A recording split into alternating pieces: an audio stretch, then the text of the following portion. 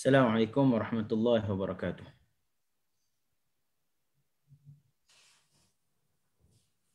Wabihi nasta'in ala umuri dunya wad-din wa ala alihi wa sahbihi wa man tabi'ahum bi ihsanin ila yaumiddin, amma ba'd. Alhamdulillah, pertamanya dan selamanya marilah sama-sama kita merafakkan kesyukuran kepada Allah Subhanahu wa taala kerana dengan limpah kurnia taufik dan inayahnya kita dipertemukan lagi oleh Allah Subhanahu wa taala untuk sama-sama kita meneruskan perbincangan kita pada hari ini berkaitan dengan huruf ghain dan huruf fa. Ya, tuan-tuan dan puan-puan yang dirahmati Allah Subhanahu wa taala sekalian. Pertama sekali saya nak tahu adakah suara saya clear ataupun tidak, minta tolong komen. Okey, minta tolong komen dulu.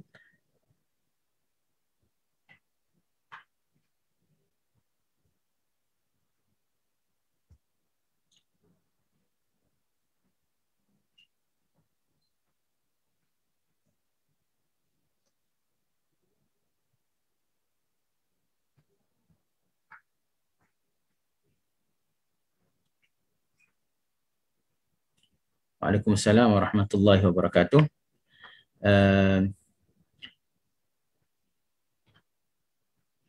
Ustazah Hijau, Ustazah Kaisa, Haji Zam, Ustazah Halimah, Satun, Ustazah Siti Awa, Abang Kamsani, Ustazah Nazilah, Abang Mazlan, Ustazah Hayati, Ustaz Rosli, Ustaz Syed Mahizan, Ustazah Nadia, Ustazah Jai. Okey. Waalaikumsalam warahmatullahi wabarakatuh semua. Alhamdulillah, pertamanya dan selamanya marilah sama-sama kita merafakkan kesyukuran kepada Allah Subhanahu wa taala kerana hari ini kita dipertemukan lagi oleh Allah Subhanahu wa taala untuk sama-sama kita meneruskan lagi perbincangan kita berkaitan dengan sifat makharijul huruf was sifat, makhraj huruf dan sifat. Tujuannya tak lain dan tak bukan adalah liyalfudhu bi afsahil lughat. Okey, tuan-tuan dan puan-puan yang dirahmati Allah Subhanahu wa taala sekalian, alhamdulillah, hari ini agak kaku sedikit sebab pagi tadi qadarullah telefon saya yang saya baiki hari itu rosak lagi dan beli telefon baru. Dan saya tak sempat nak install Facebook dekat sini sebab bukan tak sempat tapi passwordnya saya lupa. Jadi tak boleh nak tengok secara terus daripada telefon komen. Kena tengok di skrin ni, tapi agak sulit sedikit lah. Cuma yang saya nak tahunya adalah suara clear ataupun tidak. Okey, yang tu yang penting sekali lah. Okey, suara dan video clear dari Pahang, dari Pulau Pinang, dari Batu Pahat clear. Okey, alhamdulillah. Okey. Saya terus kepada perbincangan kita. Cuma kalau saya terlepas pandang berkaitan dengan soalan yang diajukan, saya minta maaf. Okey, saya nak terus kepada perbincangan kita pada petang ni adalah berkaitan dengan huruf ghain dan huruf fa. Dua huruf yang bersifat dengan sifat yang berbeza. Okey. Dua huruf yang satu dikumpulkan dalam kumpulan huruf yang isti'la, huruf yang tebal. Satu lagi huruf yang dikumpulkan dalam huruf yang istifal. Okey, dan makhrajnya juga berlainan. Okey, berlainan. Satu berkaitan dengan pangkal dengan halqum, satu lagi berkaitan dengan tarful lisan. Okey, dia ada perbezaan yang ketara di antara kedua-dua huruf ni lah. Okey. Muslimin muslimat, hadirin dan hadirat yang dirahmati Allah Subhanahu wa taala sekalian. Sebelum itu marilah sama-sama kita buka perbincangan kita pada petang ni dengan Ummul Kitab Al-Fatihah. A'udzubillahi minasyaitonirrajim. Bismillahirrahmanirrahim. Alhamdulillahi rabbil alamin. Arrahmanirrahim. Maliki yaumiddin. Iyyaka na'budu wa iyyaka nasta'in. Ihdinas siratal mustaqim. Siratal ladzina an'amta 'alaihim ghairil maghdubi 'alaihim waladdallin. Amin. Okey, alhamdulillah. Okey, jom kita teruskan perbincangan kita tanpa melengahkan masa. Kita mulakan dengan huruf ghain. Okey.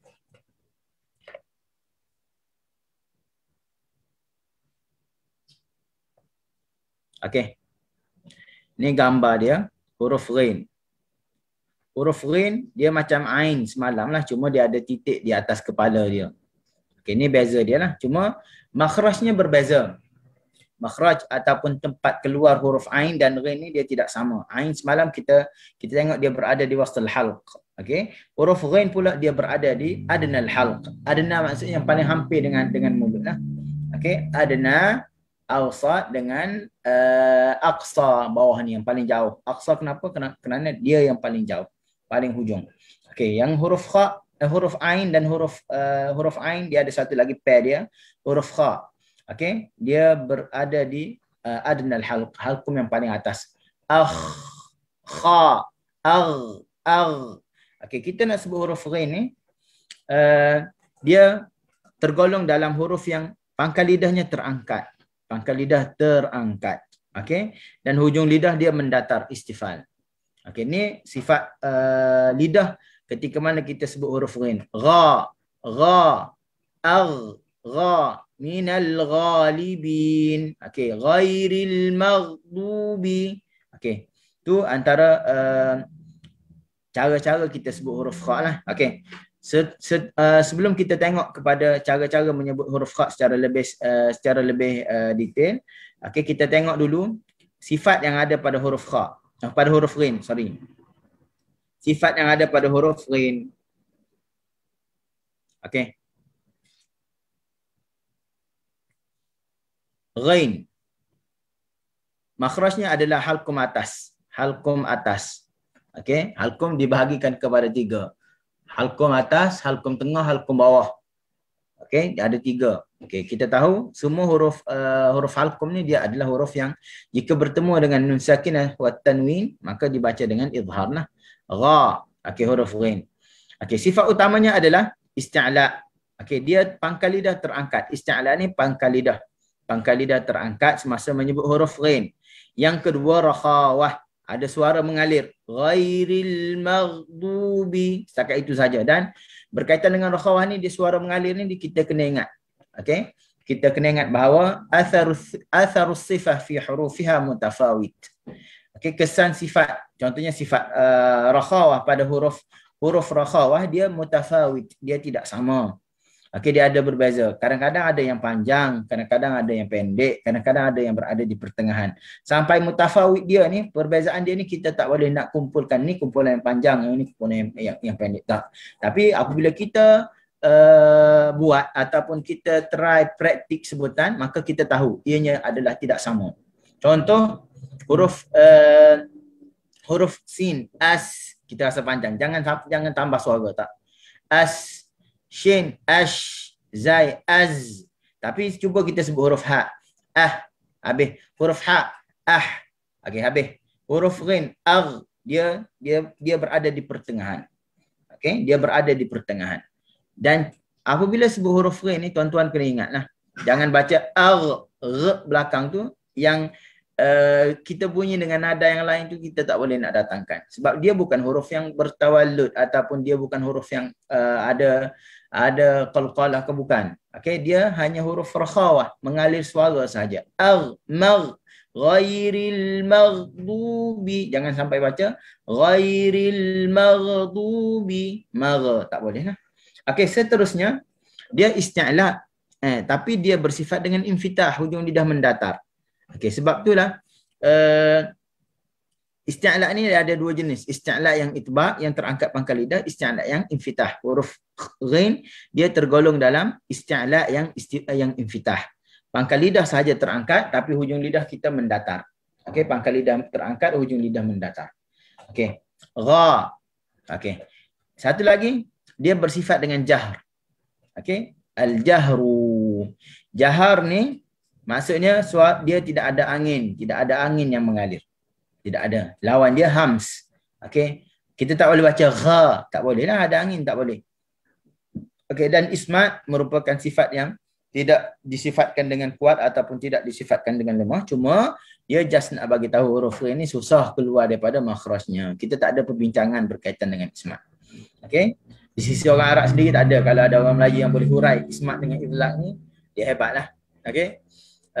Seterusnya kita tengok teruslah.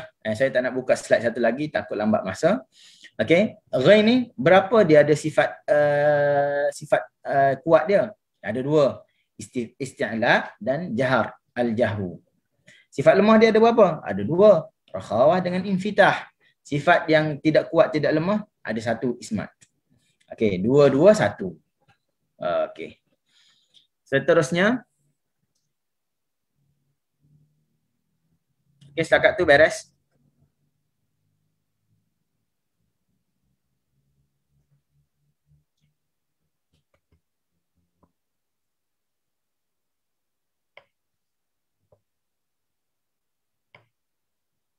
Jelas. Okey, Umi Abah ahlan. Okey, alhamdulillah. Okay, seterusnya kita nak berpindah kepada cara sebutan huruf ghain. Okey, ringkas saja perbincangannya. Okey. Sebutan huruf ghain kita dah tahu makhrajnya bagaimana, sifatnya bagaimana. Cuma tinggal lagi cara kita nak sebutlah. Okey, cara kita nak sebut. Setengah orang menyebut huruf ghain kerana sifatnya adalah isti'la, maka dia kata kena muncung. Gha ataupun gha. Tak boleh.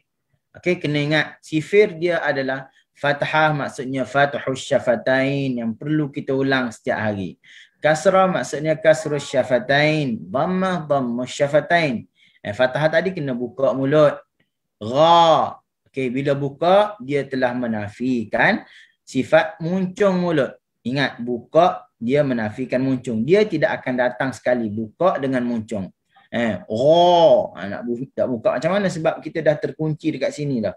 Kita nak buka saja. Gha. Minal ghalibin. Gha.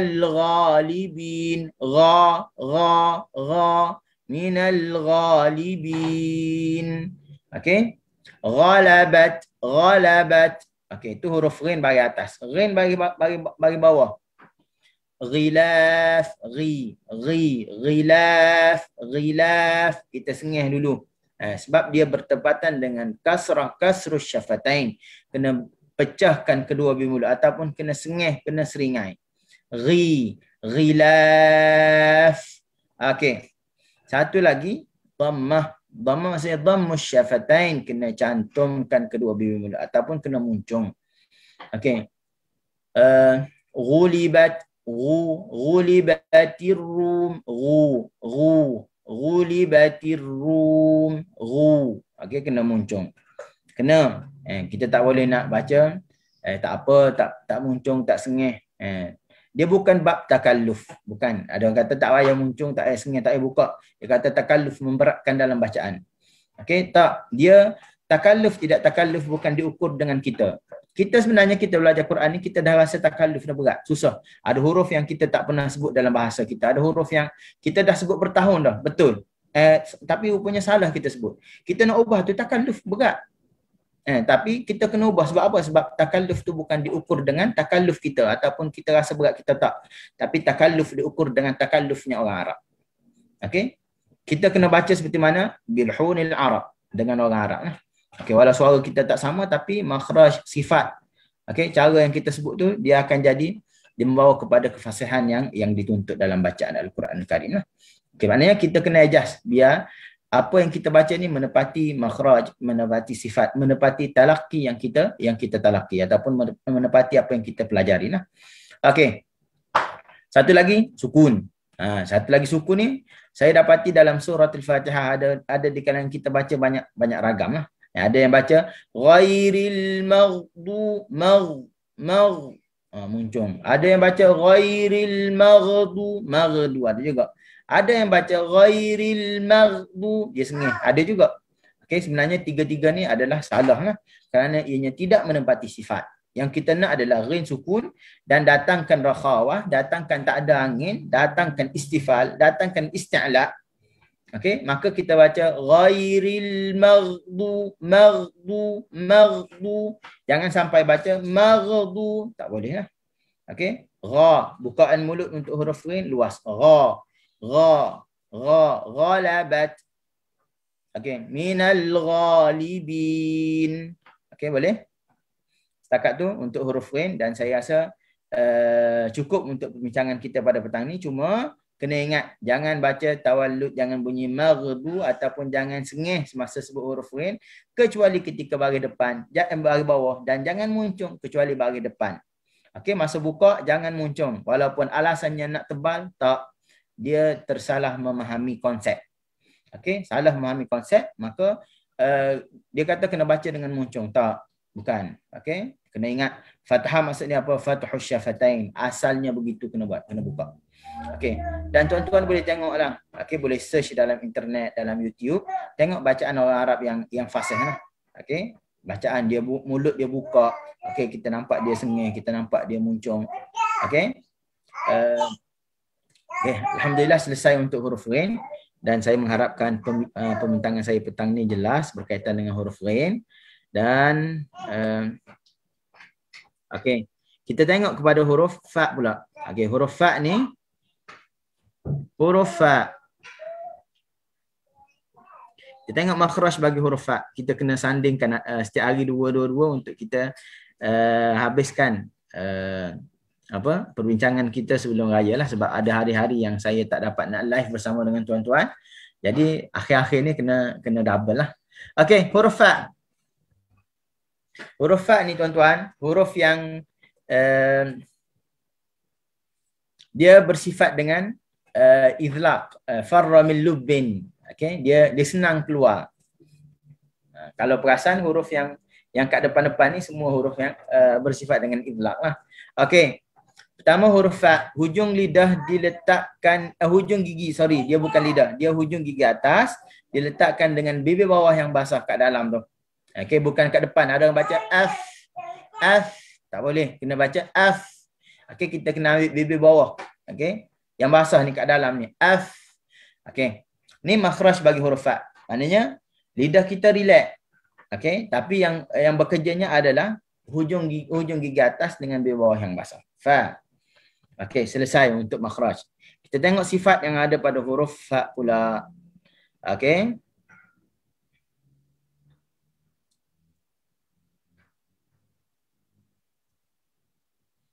Okey, huruf fa. Perut bibir bawah yang basah beserta dengan gigi atas.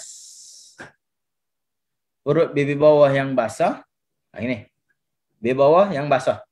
Bukan bibir atas. Okey, bibir bawah yang basah, maknanya kat dalam ni. Beserta dengan hujung gigi atas lah. Okey, sifatnya ada 5. Sifat utama adalah istifal, huruf yang nipis, grup nipis ataupun grup yang lemah lah. Okey. Okey.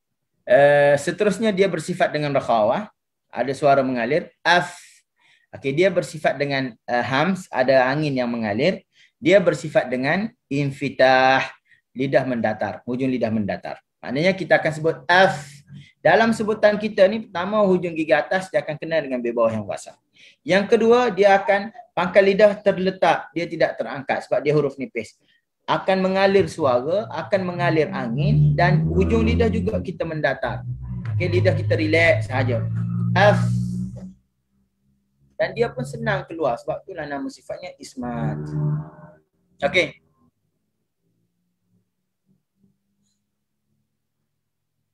Selesai untuk sifat, dan seterusnya. Okey. Seterusnya kita tengok, okey, berapa sifat kuat dia tadi? Sifat kuat dia, dia bersifat dengan istifal, lemah, infitah, lemah, rakhawah, lemah, hams, lemah. Okey, empat sifat lemah. Yang kelima izlaq. Okey, izlaq juga sifat yang tidak kuat dan tidak lemah lah. Tapi dia just nak bagi tahu huruf ni senang keluar daripada makhrajnya. Okey, selesai untuk pembahagian sifat. Kita tengok pula kepada praktikal sebutan. Okey, tuan-tuan, saya rasa tuan-tuan dah masak dah tahu dah apa yang saya nak kata. Sebab dah 20 hari dah kita bersama. Okey. Seperti mana biasa, bila kita nak sebut, kita kena pasangkan baris fathah, kasrah, dhammah, sukun. Okey, yang ni dia konsep asas. Tuan-tuan dah boleh tahu. Okey, dah boleh praktik, dah boleh ingat dah benda ni. Okey. Cuma tinggal lagi praktikal yang tuan-tuan ataupun ustaz-ustaz yang cuba sebut tu betul lah ataupun salah. Okey, tu yang tak pasti lagi lah. Sebab kadang-kadang kita dah dengar okey, kita dah rasa kita orang tu okey, rupanya yang kita dengar yang kita sebut ni dia tidak sepakat. Okey. Tapi perasaan kata, okey dah kita baca. Rupanya bila baca depan guru, rupanya salah lagi. Rupanya tak betul lagi. Rupanya muncung lagi. Ingatkan dah buka dah. Rupanya tak buka lagi. Rupanya tak buka. Banyak rupanya. Okey. Itulah ianya perlu kepada at-talaqi wal musyafahah. Okey, dia kena talaqi dan musyafahah, berdepan. Ataupun kalau tak boleh berdepan, sekarang ni kita berdepan dari sudut pandang gini lah. Okey, yang pentingnya sama-sama dengar, okey, sama-sama jelas, maka yang kita dia mencapai maksud lah. Okey, mencapai maksud. Okey, huruf fa. Tadi huruf ghain tadi kita buka juga. Okey, fa pun kita buka. Beza mana dua ni? Bezanya fa kita buka tak luas. Fa. Okey, satu jari boleh masuk. Fa. Fallahu fa. Okey. Baris atas kena buka. Okey. Fa. Mulut nampak manis nak senyum. Okey, puasa-puasa pun kena senyum. Okey, puasa-puasa pun kena manis jugalah. Okey, takkan puasa kita nak masamnya. Okey, dan baca Quran ni tuan-tuan kalau perhati banyak yang kita sengih. Banyak yang kita senyum.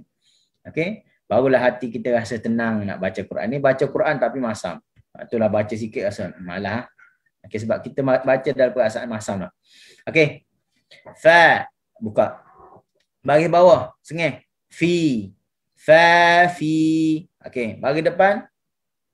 Fu. Fa. Fi. Fu. Fa. Fi. Fu. Okey. Tu pergerakan mulut dia. Fa. Fallahu. Okey. Fa'ala, fa'alu. Okey. Huruf baris bawah fi kena sengih. Okey, jangan kita baca fa baris atas fa. Okey, sengih apa kita buka tak? Nanti huruf baris bawah kita nak baca macam mana? Okey, dia kena beza. Okey, pergerakan mulut baris atas dengan baris bawah dia kena beza. Jangan baca fa. Okey, dia bunyi gitulah. Fa. Nampak kita buka sikit je mulut. Tak boleh buka sebab tersangkut kat sini. Kita kena buka fa. Baris bawah fi, barulah kita sengih. Baris depan fu.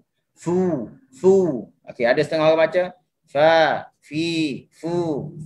Dia baca gitu je. Baca macam sok khabar, tak boleh. Okey, baca baris atas buka, baris bawah sengih, baris depan muncung. Okey. Seterusnya taf. Okey, hujung gigi atas dengan bawah kat dalam. Jangan baca taf, jangan tarik ke dalam. Taf'alun. Ada baca juga taf, dia tekan banyak maka tersangkut. Taf'alun tak boleh. Nak taf'alun. Taf'a. Okey. Taf lepas. Fa, fi, fu. Faf, taf. Okey? Boleh? Saya mengharapkan pembentangan saya petang ni jelas dan tuan-tuan faham.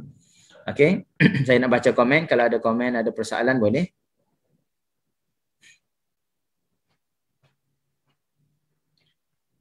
Waalaikumsalam warahmatullahi semua.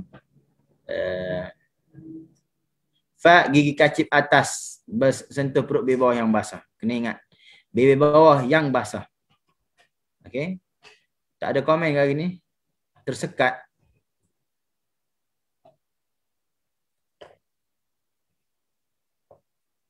Sekat ke? Tak tolong komen dulu. Amboi kalau tersekat banyak dah.